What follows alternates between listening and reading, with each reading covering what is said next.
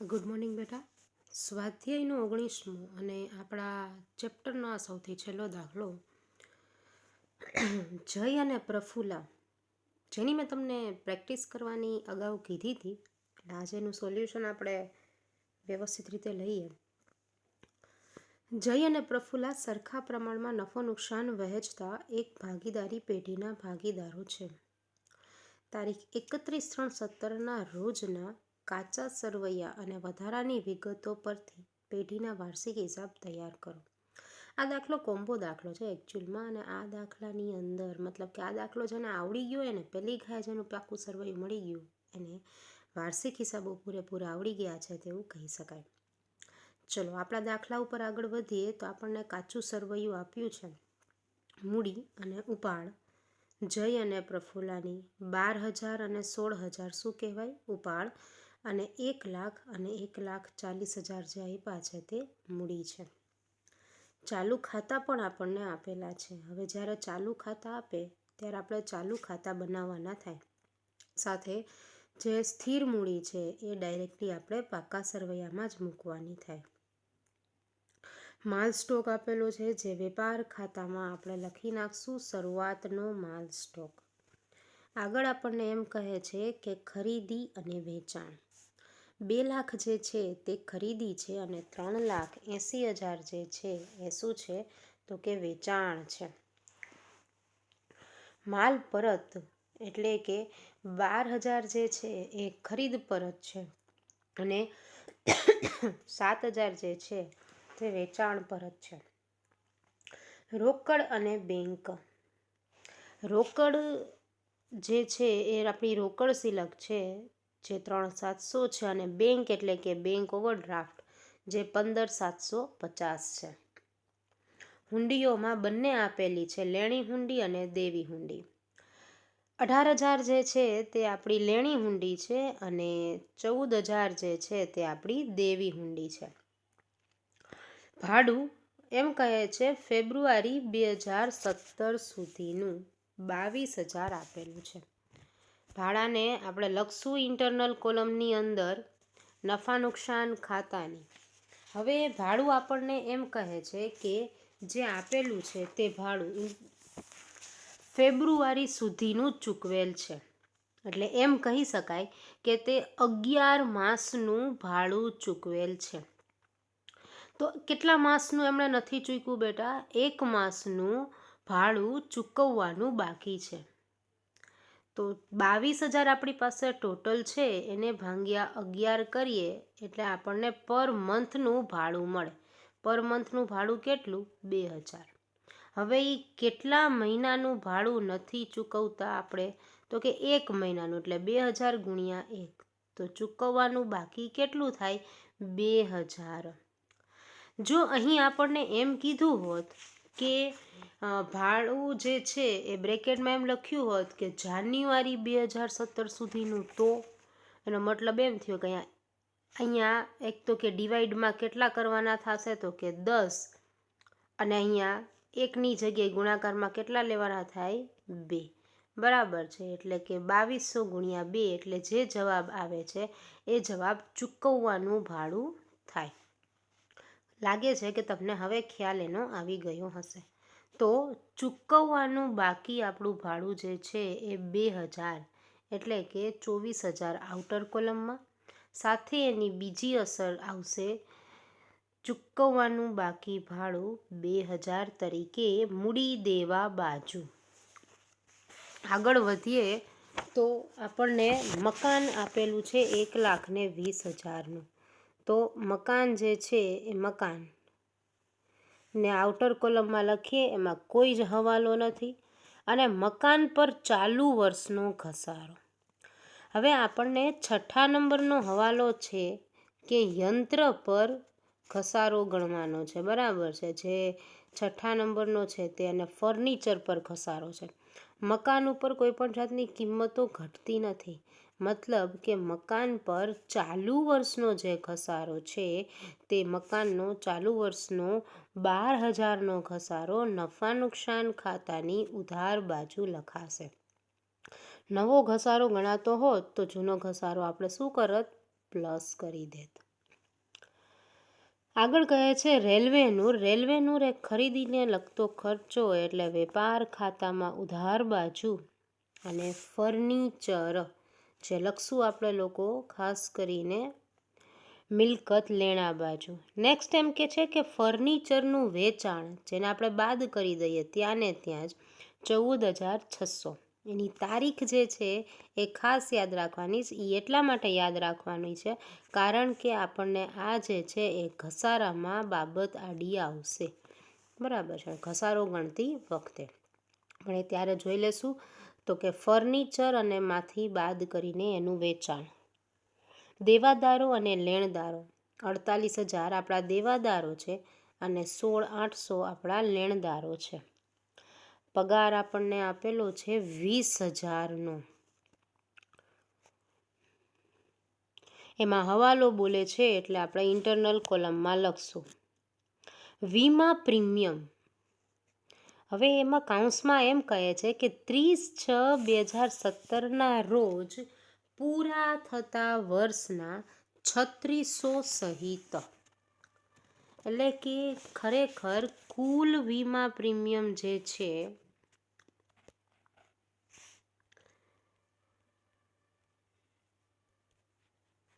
તે કુલ વીમા પ્રીમિયમમાંથી 3600નું પ્રીમિયમ છે ને, 3600ના વીમાનું પ્રીમિયમ એ 30/6/17 સુધીના રોજનું છે. સમજો આપણો ટોટલ વીમો જે ચાલતો હોય એમાંનો એક 3600નો વીમો છે જેનું વર્ષ પૂરું ક્યારે થાય છે તો કે 30/6ના રોજ પૂરું થાય છે. પરંતુ આપણો વાર્ષિક હિસાબો ક્યારે પૂરા થાય તો કે ભાઈ 31/3 પૂરા થાય.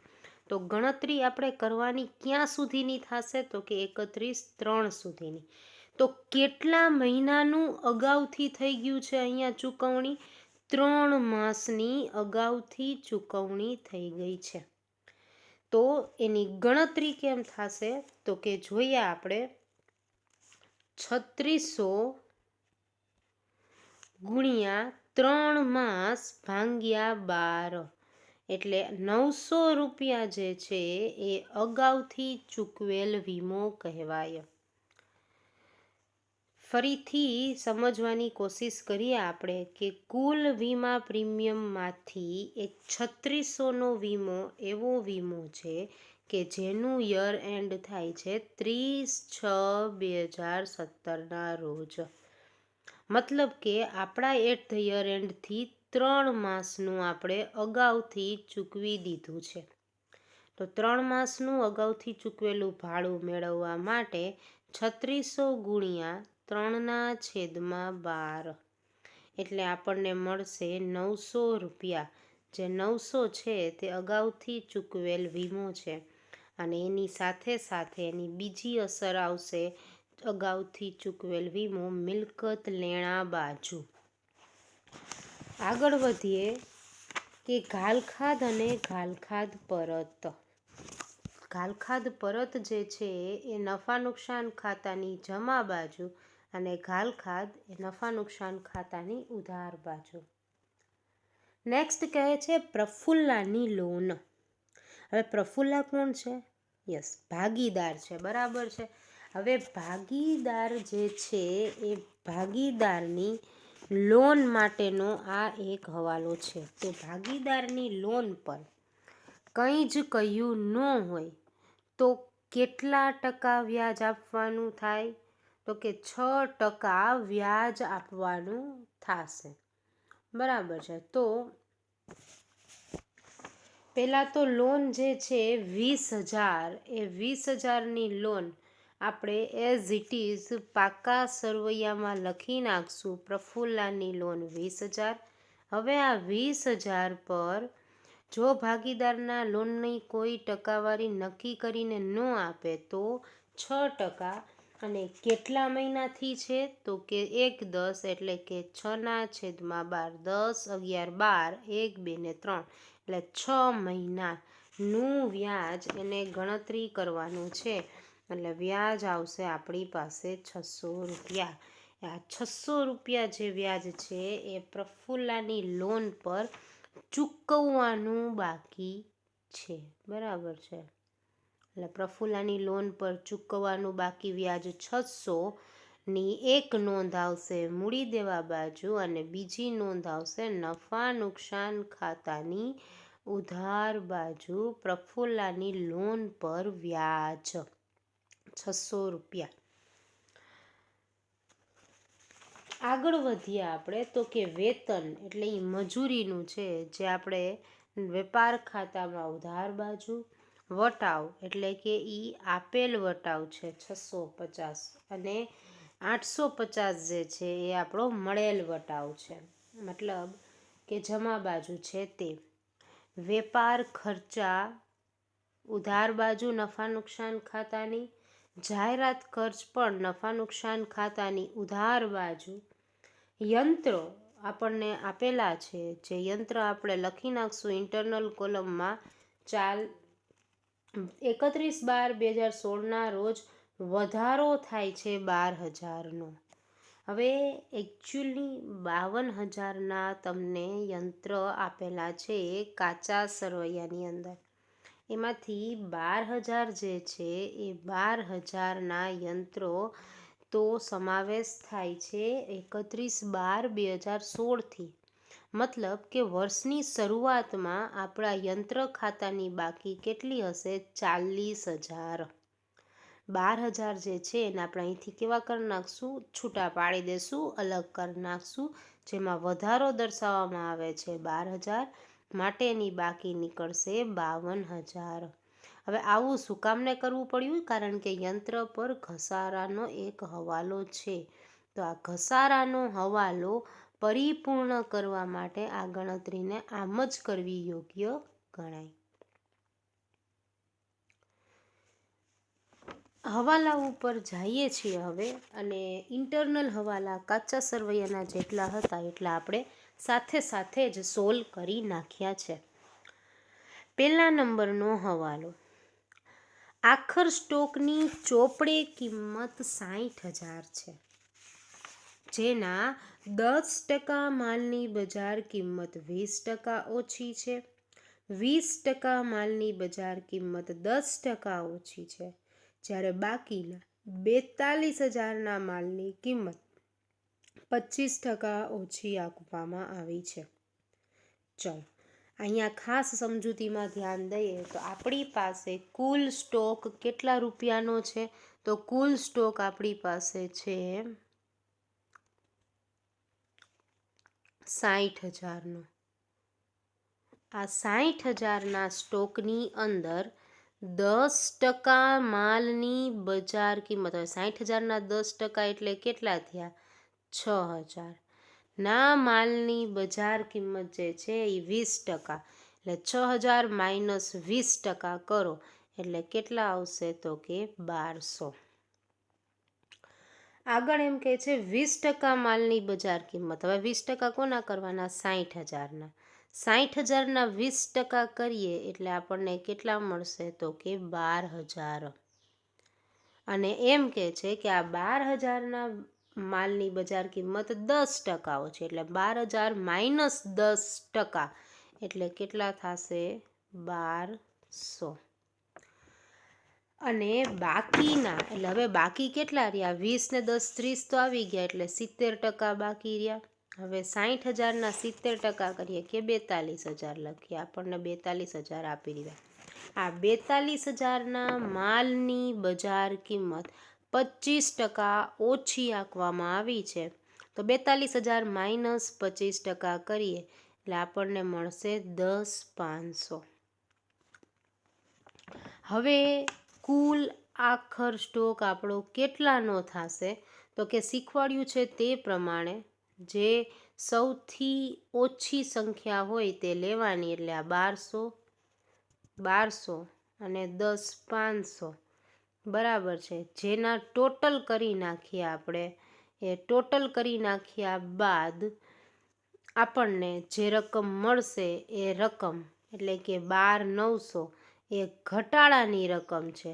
તો આ 12,900 જે ઘટાડાની રકમ છે એ 60,000માંથી આપણે શું કરી નાખીએ? બાદ કરી નાખીએ, એટલે હવે આપણને ચોખ્ખો એટલે આખર સ્ટોક મળશે 47,100.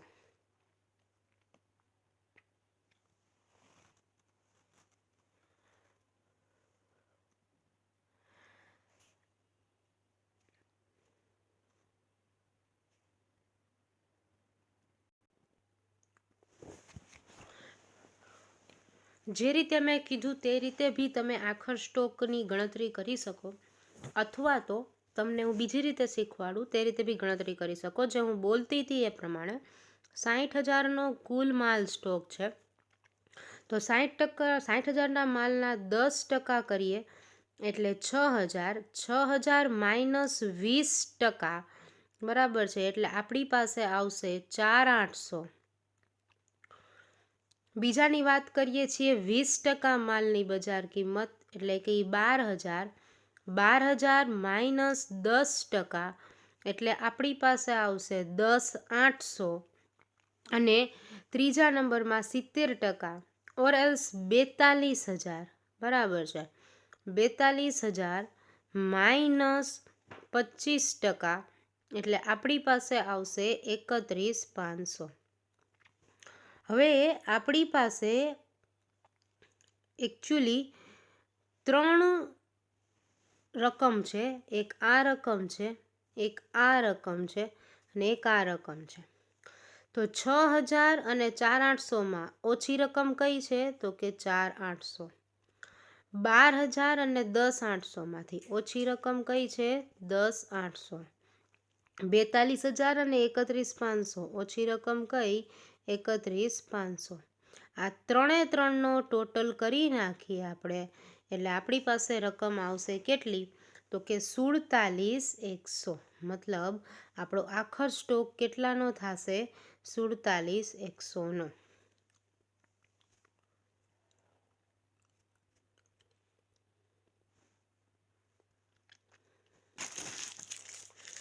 આગળ વધીએ હવે બીજા નંબરના હવાલાની અંદર. સમજાઈ ગયું હશે આખર સ્ટોકની 2 રીતથી મેં તમને દાખલો ગણાવ્યો. 2માંથી કોઈ બી એક રીત તમે એક્સેપ્ટ કરી શકો છો. મૂડી પર 10%, ચાલુ ખાતાની બાકી પર 9% અને ઉપાડ પર 12% લેખે વ્યાજ ગણવાનું છે. ચલો, પ્રફુલ્લની મૂડી પર વ્યાજ ગણવાની વાત કરી. હવે આપણને એકચ્યુઅલી મૂડી પર વ્યાજ જ્યારે પણ ગણવાનું હોય ત્યારે વર્ષના છેલ્લા દિવસની મૂડી આપી હોય અને વર્ષ દરમિયાન મૂડીમાં વધારો થાય તો શરૂની મૂડી શોધવી પડે અને બંને મૂડી પર અલગ અલગ વ્યાજ ગણવું પડે. જેમ કે શરૂની મૂડી જે છે, બરાબર, આખરની મૂડી, બરાબર છે, માઇનસ મૂડીમાં વધારો. હવે આખરની મૂડી આપણી પાસે છે 1,40,000. મૂડીમાં વધારો કેટલાનો થયો? તો કે 20,000નો. ક્યાંથી આવ્યો? તો કે લોન દ્વારા, એટલે કે 1,20,000.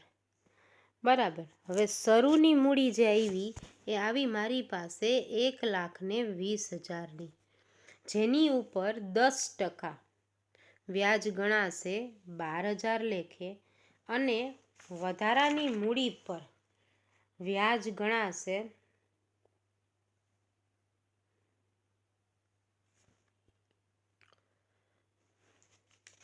એની તારીખ પ્રમાણે. વધારાની મૂડી મને મળી છે ક્યાંથી? તો કે ચોથા નંબરના હવાલા પરથી, બરાબર છે, કે તારીખ 1/1/2017ના રોજ પ્રફુલ્લા વધારાની મૂડી તરીકે 20,000 લાવ્યા. ફરી ધ્યાન દો કે જ્યારે આપણને એમ કહેવામાં આવે કે વધારાની મૂડી અથવા તો વર્ષના છેલ્લા દિવસની મૂડી આપી હોય, 1,40,000 જે છે એ 31/3ની આપણને મૂડી આપેલી છે અને વર્ષ દરમિયાન મૂડીમાં વધારો થાય છે, તો શરૂની મૂડી શોધવી પડે. અને બંને મૂડી પર, એટલે કે શરૂની મૂડી પર પ્લસ જે વધારાની મૂડી લઈને આવ્યા છે એ તારીખથી બંનેની મૂડી પરનું વ્યાજ કેવું ગણાય? અલગ અલગ ગણાય. તો સૌથી પહેલાં તો આપણે શું કરશું? તો કે શરૂની મૂડી શોધશું. તો શરૂની મૂડી બરાબર આખરની મૂડી માઇનસ શું કરશું? તો કે વધારાની મૂડી. વધારાની મૂડી પણ મને શેમાંથી મળી? હવાલા નંબર 4 પરથી. તો આખરની મૂડી મારી પાસે છે 1,40,000ની, એમાંથી 20,000 જે છે એ બાદ કરી નાખીએ તો મળશે કેટલા? 1,20,000. હવે 1,20,000 જે મળી એ મને શરૂની મૂડી મળી. તો 1,20,000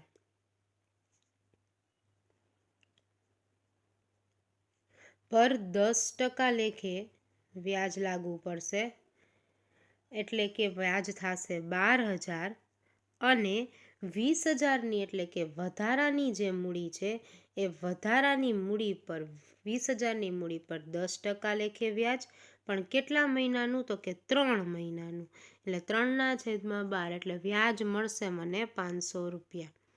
તો ટોટલ મને કેટલાનું વ્યાજ થશે? તો કે 12,500 મને, એટલે કે પ્રફુલ્લાને. તો પ્રફુલ્લાને મૂડી પર વ્યાજ ટોટલ કેટલું દેવાનું થશે? 12,500 દેવાનું થશે, બરાબર છે. તો મૂડી પર વ્યાજ પ્રફુલ્લાનું 12,500 અને અહીંયા પણ 12,500. અને જયને વાત કરીએ છીએ તો જયની મૂડી જે છે 1,00,000, એ 1,00,000 ઉપર ડાયરેક્ટલી 10% વ્યાજની ગણતરી થઈ જશે, કારણ કે એમાં પ્રફુલ્લા જેવો કોઈ પણ જાતનો હવાલો બોલતો નથી. આગળ એમ કીધું આપણને કે ચાલુ ખાતાની બાકી પર 9% વ્યાજ, એમાં કોઈ પણ જાતનો હવાલો છે નહીં. તો શું કરશું? ચાલુ ખાતાની જે બાજુ બાકી છે એ સાઈડ 9% વ્યાજ, તો 4,000નું વ્યાજ જમા બાજુ અને 12,000નું વ્યાજ ઉધાર બાજુ, બરાબર છે. અને એની જ વાઇસ વર્સા ઇફેક્ટ પણ આપણે આપી દેવાની થશે જે તે નફા નુકસાન ફાળવણી ખાતામાં. અને છેલ્લે એમ કહે છે કે ઉપાડ પર 12% લેખે વ્યાજ ગણવાનું છે. ઓકે, પણ સાથે 3જા નંબરનો હવાલો મને એમ બી કહે છે કે જઈને માસિક પગાર 700 લેખે આપવાનો છે, જેમાં 4 માસનો પગાર તેમણે ઉપાડી લીધો છે અને જેનો સમાવેશ જે છે એ પગારમાં થયેલો છે. ઉપરાંત 7મા નંબરનો જે હવાલો છે એ એમ કહે છે કે પ્રફુલ્લા તારીખ 1/12/2016ના રોજ અંગત વપરાશ માટે 2,000નો માલ લઈ ગયેલ છે, જેની વેચાણ નોંધમાં 2,400ની નોંધ થઈ છે.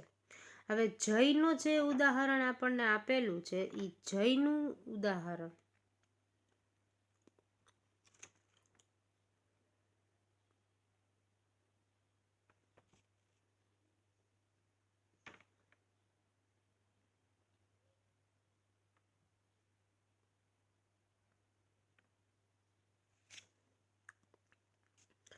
આપણને 5મા નંબરના હવાલામાં કહે છે કે જયે દર માસની આખર તારીખે 1,000નો ઉપાડ કર્યો છે, જ્યારે પ્રફુલ્લાએ તારીખ 1/10/2016ના રોજ ઉપાડ કર્યો છે.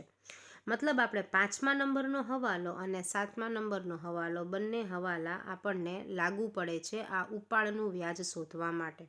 જ્યારે 3જા નંબરના હવાલામાં આપણને ઉપાડી લીધો છે એવો શબ્દ આપ્યો છે, જેનો ઉપયોગ ઉપાડ તરીકે આપણે કરવાનો નથી. તમને મેં 3 બાબતો વાંચીને એટલે સંભળાવી કે એમાં ક્યાંય પણ તમને લોકોને મિસ્ટેક્સ ન થાય, ભૂલ ના થાય. તો હવાલા નંબર 5 અને હવાલા નંબર 7 જે છે એ આપણે ઉપાડ પર વ્યાજને રિલેટેડ થશે.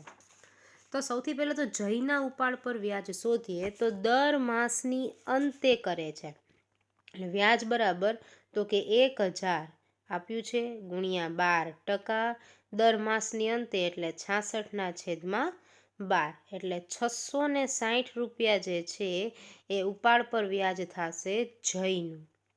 સાથે સાથે પ્રફુલ્લાના ઉપાડ પર વ્યાજ ગણીએ તો પ્રફુલ્લાનો ઉપાડ જે છે એ 1/10/2016થી 31/3/2017 સુધીનો ગણીએ તો 16,000 ગુણ્યા 12% ગુણ્યા 6 મહિનાનો, એટલે કેટલું થયું? 960. એમાં આપણે એડ કરશું ઉપાડમાં વધારો, એ ઉપાડ વધારે છે ક્યારથી? તો કે 1/12/2016થી 31/3નો, એ કેટલો છે? તો કે 2,000 પર પણ 12% લેખે લખશું અને 4/12,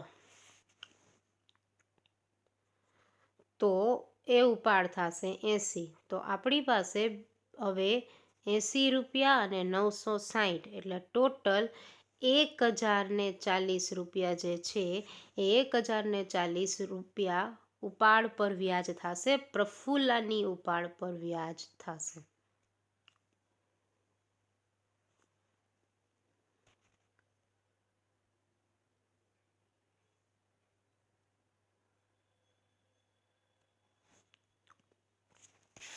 આગળ વધીએ એના પછી તો આપણને એમ કહ્યું ત્રીજા નંબરનો હવાલો કે જયને માસિક પગાર 700 લેખે આપવાનો છે.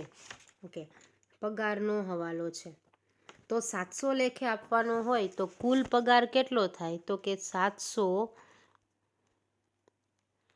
ગુણ્યા 12 એટલે કુલ પગાર થશે 8,400. માંથી બાદ કરી નાખીએ છીએ એ 4 માસનો તો ઉપાડ લઈને વયો ગયો. કેટલા? તો કે 4 માસનો એટલે 700 ગુણ્યા 4 એટલે 2800. આપણે બાદ કરીએ તો ખરેખર ચૂકવવાનો બાકી પગાર કેટલાનો થશે? 5600નો થશે. તો ખાસ કરીને જયને પગાર જે 2800નો છે માંથી જયનો પગાર જે છે એ 8400નો છે, બરાબર છે. એમાં ચૂકવવાનો બાકી જે છે એ શું થશે? તો કે પ્લસ થશે, બરાબર છે. માઇનસ કરીને આપ્યું છે, પ્લસ થાય એટલે 8,400. અને એની બીજી અસર પગાર જે છે એ માત્ર ને માત્ર અહીં આપણે ચૂકવશું કેટલાનો? 8 માસનો જ, એટલે અહીં અસર આવશે 5,600ની, બરાબર છે. ટોટલ 8,400 એને ચૂકવવાનો. 8,400માંથી ઉપાડી ગયો છે તો 2,800. તો ખરેખર હવે ચૂકવવાનો બાકી કેટલો રહેશે? 5600નો. આગળ વધીએ આપણે તો એમ કહે છે ચોથા નંબરનો હવાલો જે સોલ્વ થઈ ગયો વધારાની મૂડી તરીકેનો. 5મા નંબરનો હવાલો બી સોલ્વ થઈ ગયો. 6ઠ્ઠા નંબરના હવાલા ઉપર આગળ વધીએ તો યંત્ર પર 9% તથા ફર્નિચર પર 5% લેખે ઘસારો ગણવાનો છે.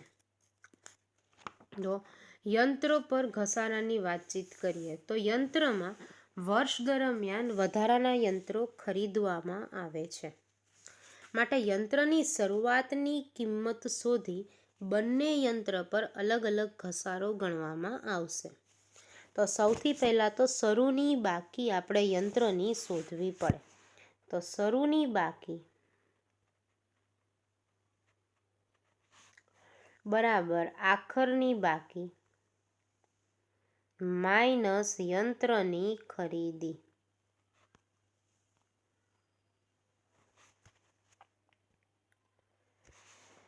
તો શરૂની બાકી મારી પાસે છે 52,000, એમાંથી 12,000 જે છે એ યંત્રની ખરીદી છે.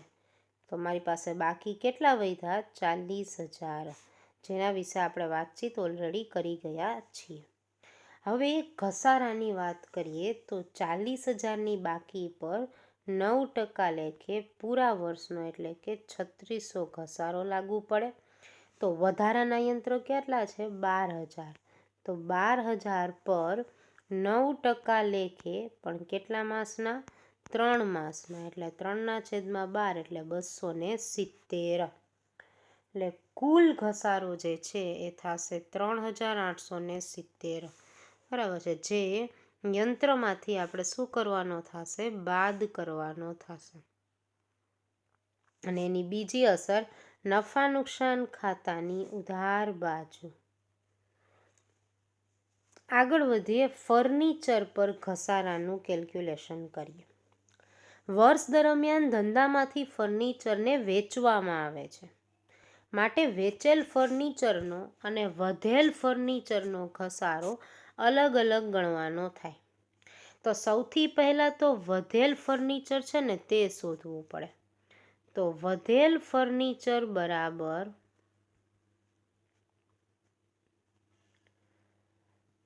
કુલ ફર્નિચર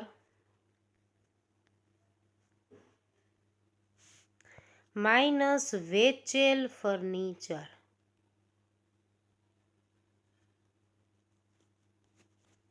બરાબર છે. તો કુલ ફર્નિચર મારી પાસે છે 84,600. એમાંથી વેચેલ ફર્નિચર કેટલું? 14,600. તો બાકી વધેલું ફર્નિચર કેટલાનું? 70,000નું. તો વધેલ યંત્ર ઉપર એટલે કે 70,000 પર 5% લેખે આખા વર્ષનું એટલે કે 3500 વ્યાજ થાય. અને વેચેલ એમાં પ્લસ કરશું, જેટલું આપણે વેચેલ યંત્ર છે એની ઉપર 14,600 જે છે એ 14,600 પર 5% લેખે, પણ કેટલા મહિનાનું? 6/12 મહિનાનું, એટલે થશે 365. તો ટોટલ ઘસારો જે છે એ ચૂકવવાનો થશે 3,865.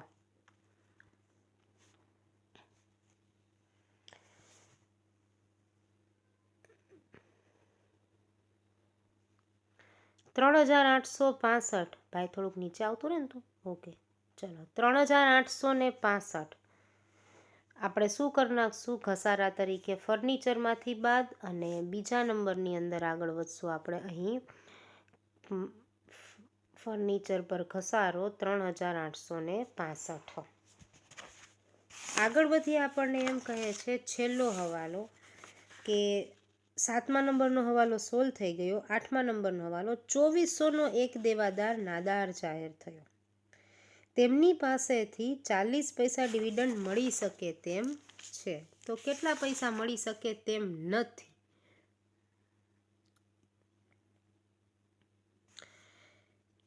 તો 60 પૈસાની મળી શકે તેમ નથી, મતલબ કે એ ઘાલખાત પડી કહેવાય. તો ધંધાનો એક દેવાદાર જે છે એ 2400નો છે, બરાબર છે. આ 2400નો દેવાદાર નાદાર થાય છે, માટે 40 પૈસા મળે તેમ છે.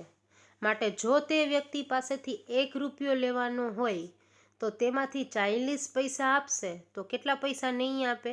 60 પૈસા આપશે નહીં. માટે સીધી ગણતરી કરવા માટે આપણને શું લઈ લેવાય? 60% ઘાલખાત ગણતરી કરી લેવાય.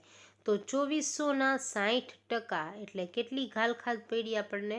1440ની ઘાલખાત પડી, જે દેવાદારમાંથી આપણે શું કરી નાખશું? એને બાદ કરી નાખશું. પરંતુ દેવાદારને બાદ કરતા પહેલા આ 1440 જે છે ને ઇન્ટરનલ આખું એક અલગ જ હવાલો છે. આપણે 45,000 ઉપર એની ગણતરી નથી કરી, પરંતુ એની પહેલા એક હવાલો જે ગયો કે અંગત ઉપાડની જે નોંધ છે તે અંગત ઉપાડની નોંધ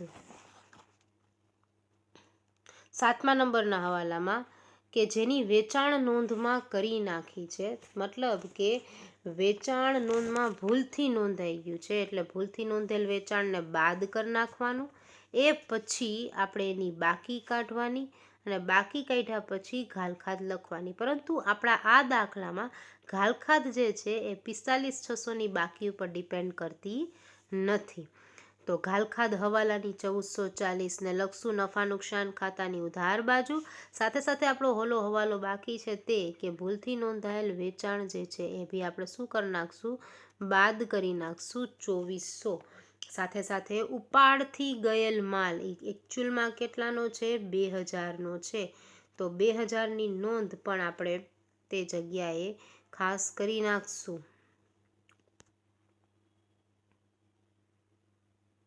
અને એ જ ટાઈમ દરમિયાન 31/3ના રોજ, બરાબર છે, કે વપરાશ માટે 2000નો માલ લઈ ગયા હતા. તો તેની નોંધ આપણે કોણ લઈ ગયું હતું? તો કે પ્રફુલ્લા. એટલે ઉપાડમાં એનો શું થાય છે? વધારો થાય છે, જે નોંધ કરી નાખવાની થશે. એકચ્યુઅલી ઉપાડમાં વધારો અને ઉપાડ પર વ્યાજ ગણતા પહેલાં જ એની નોંધ આપણે કરી નાખેલી હતી, છતાં બી ફરીથી દેખાડી દઈએ. આપણે આ દાખલાના બધા જ હવાલા, ઇન્ટરનલ હવાલા મતલબ કે કાચા સરવૈયાને લગતા હવાલા અને બહાર આપેલા એડજસ્ટમેન્ટ જે છે એ બધા જ હવે શું થઈ ગયા? પૂરા થઈ ગયા. તો હવે આપણે એનો ટોટલ લગાડવા બેસીએ તો જે નફા વેપાર ખાતાનો જે કંઈ પણ બાકી આવશે એ નફા નુકસાન ખાતે, નફા નુકસાન ખાતાની બાકી આવશે એ આપણે ક્યાં લઈ જશું? નફા નુકસાન ફાળવણી ખાતે. નુકસાન ફાળવણી ખાતાનો જે આવે છે એ બંને એમ કહે છે કે સરખા પ્રમાણમાં નફો નુકસાન વહેંચે, પરંતુ અહીંયા પાછળના આ પોઈન્ટના કારણે અહીંયા એક અક્ષર મતલબ એક ડિજિટને ચેન્જ આપણે કરવો પડશે તો પૂર્ણાંકમાં આન્સર આવશે. એટલે નફા નુકસાન ફાળવણી ખાતેથી અહીંયા, અને ફાઇનલી જે બાકી નીકળે છે બંને બાકી આપણે લખી નાખશું અહીંયા. ટોટલ મારવાથી દાખલાનો જવાબ આપણો આવી જશે. આશા રાખું છું કે તમને લોકોને હવે બધા ડાઉટ ક્લિયર થઈ ગયા હશે, અને ટ્રિકી ક્વેશ્ચન હતો, છેલ્લો ક્વેશ્ચન હતો, કસાટ આઈસ્ક્રીમ જેવો ક્વેશ્ચન હતો, જે તમને લોકોને હવે આવડી ગયો હશે. નેક્સ્ટ લેક્ચરમાં મળશું આપણે આનાથી કંઈક આગળ નવું લઈને. ત્યાં સુધી તમારા જ્ઞાનમાં હંમેશા વધારો થતો રહે તેવી ભગવાનને પ્રાર્થના. અને હવે નવરાત્રિ પૂરી બી થઈ ગઈ છે, તો હવે ફરીથી વ્યવસ્થિત રીતે વધારે પડતી મહેનત કરવા માંડજો. એક્ઝામની ડેટ બહુ નજીક જલ્દીથી આવી રહી છે. મળીએ છીએ નેક્સ્ટ લેક્ચરમાં. Till then keep મુસ્કુરાના.